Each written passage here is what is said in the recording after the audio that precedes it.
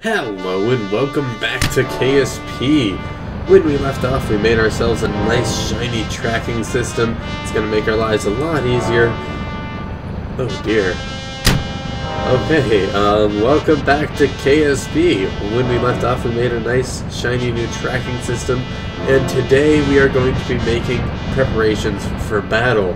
Here we have a fuel station, which is basically where our fleet is going to meet up and await our very, very angry aliens to show up. We are going to have 4 light fighters, 2 heavy fighters, and 1 sort of destroyer. Those names should be taken lightly. Space doesn't quite match up to what you're used to in naval battles.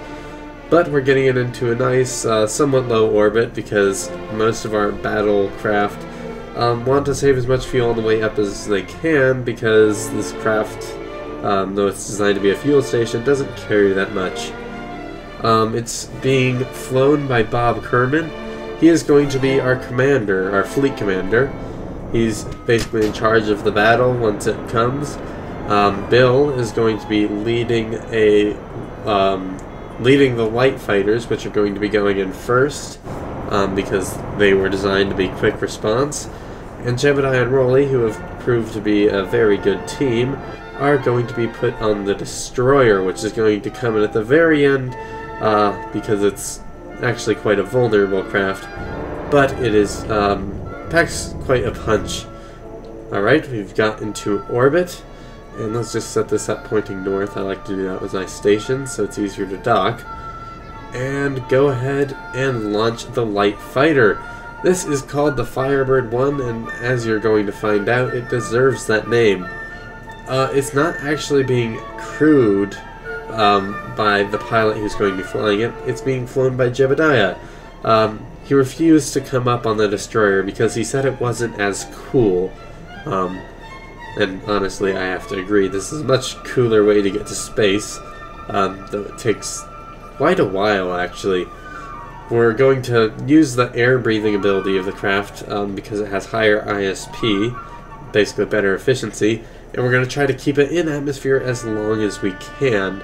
So we're only sending about 10 meters per second, and we're just going to get going as fast as we possibly can before we actually switch over to liquid fuel and oxidizer, because its efficiency is much lower.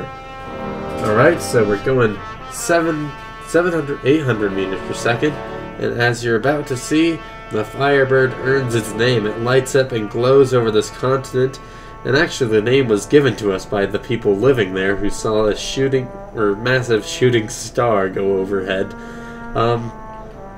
at sunset.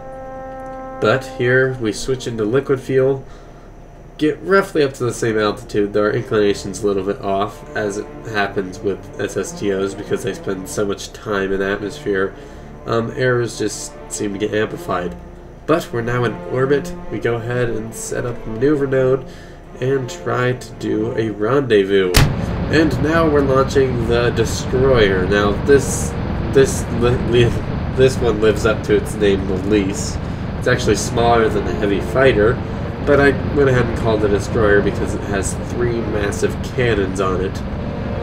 This is, of course, being crewed by Bill Kerman because he's an experienced pilot, and it is a very important spacecraft. The crew aren't actually coming up on the craft they're going to fly, because, well, they're going to be sitting at the station a long time. They don't really have to. But we're taking this into an orbit, and we're actually going to go ahead and go straight into a rendezvous,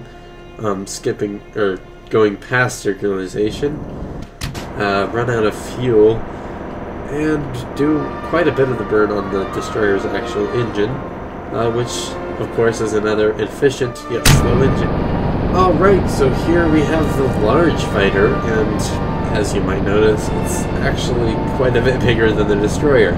The only reason I call it a fighter is because it's better armored, so it's more suitable to frontline duty, and it also has, well, worse or less armaments. It does most of the orbital insertion itself, which is the main reason we need extra fuel in space. Actually, the light fighter burned all its fuel before it even got a rendezvous. I had to do a lot with RCS. But yes, the destroyer has plenty of fuel left, except the two types of fighter, the two fighter classes, they burn almost all their fuel, so we definitely needed that fuel station. We could, of course, built a bigger rocket to launch this, but that would have taken time, and time we don't have. Now, I'm going to show you part of the docking of the Firebird 1 fighter, flown by Jebediah. I'm not actually going to show you any more launches because it's the same thing repeated, and this took me forever. So I'm just going to go ahead and skip after this one docking.